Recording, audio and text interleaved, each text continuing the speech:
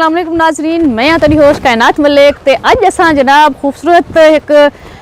मौसम दे विच जेहड़ा ना मौसम का मज़ा चावण वास्ते और तुहानू भी अपने नाल घिनते सैर कराउण वास्ते इत्थां एक देहात मौजूद है से वो खूबसूरत देहात है जनाब। मेरे तुसां आसे पासे डेदे पे सो मंजी गमी गमी खड़े नाल जनाब उंदे नाल जनाब कुकड़ी भी हैं,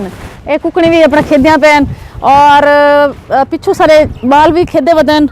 और उंदे बाद जरे ना सारे बिरा भी अपने अपने कम्मे करने च लगे पैन। क्या हाल है सही तुहाडे ठीक हो खरीत है। अज असां कोशिश करेंदे प्यूं कि सराकिस्तान टीवी जरा ना तकू ये दिखा ले कि देहात दे विच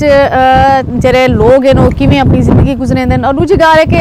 अजकल जरा सीजन है गाजरें दा और गाजरें दे सीजन इत्थां देखो कि गाजरें दा खेत केड़ा है जिंदे चों गाजरा किवें निकलदे और निकलते जनाब किवें धुईंदे ते वल तुहाडे कोल मार्केट तक पहुंचदे वल तुसां उन्हें दा अचार पा सकदे हो, उन्हें दा मुरब्बा बना सकदे हो, उन्हें दा जूस करते पी भी सकदे हो जनाब। जिंदगी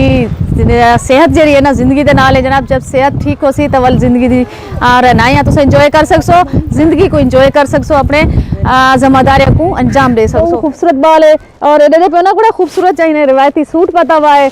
और हिंदा नाल है जनाब इबादत पे हिंदा ना है इबादत बड़ा खूबसूरत सूट है और देखो मेरे को देती पी है कि जरा ना मैं कितना आ गई चलो और तो कोसा जरा ना अगू दिख लेंदे से गाजरा की में चुनी देन हत्थे दे नाल जनाब मैं कटेने पैन तो मैं भी कोशिश की पियाँ कि मैं भी जरा मैं हत्थे नाल कटते हिंदे नाल जरा ना हाथ बढ़ा गी ना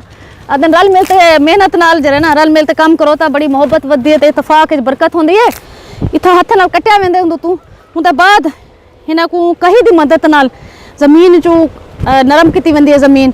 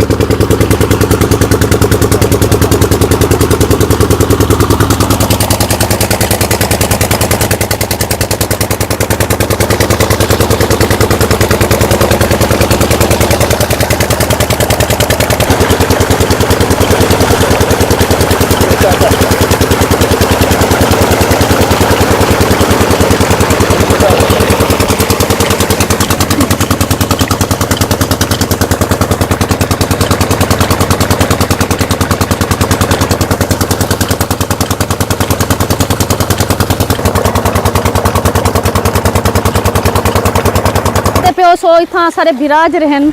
एक गाजरा धुएंदे पैन एक टूवेल दा खाला बड़ा पे और उंदे विच जेन तुसा देदे पे मजे वाले गाजरा साफ दे ए भैया कितना देरी तुसा गाजरा धुएंदो तकरीबन असा धुएंदे से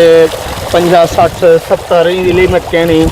50 60 70 मतलब यानी कि कट्टा एक कट्टा कितने दा इंदा होंदे किलो दा ए वजन होंदे 25 सेर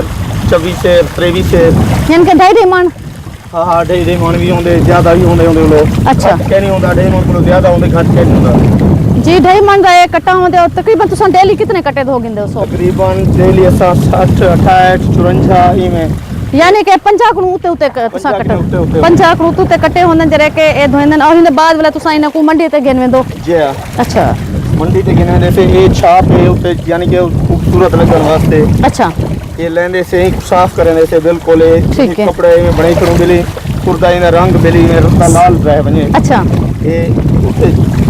मुंह दे उते ला देने से ठीक है देखने वाले को खूबसूरत लगे।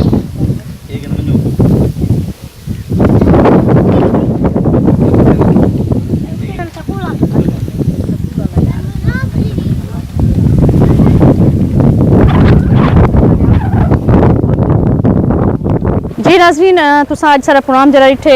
गाजरें दा गजरेला भी जरूर खाओ तो इंशाल्लाह जिंदगी ने वफा की तो वाला एक बे प्रोग्राम दे नाल वल हाजिर थी सा हूं ले तक दे सो इजाजत अल्लाह हाफिज।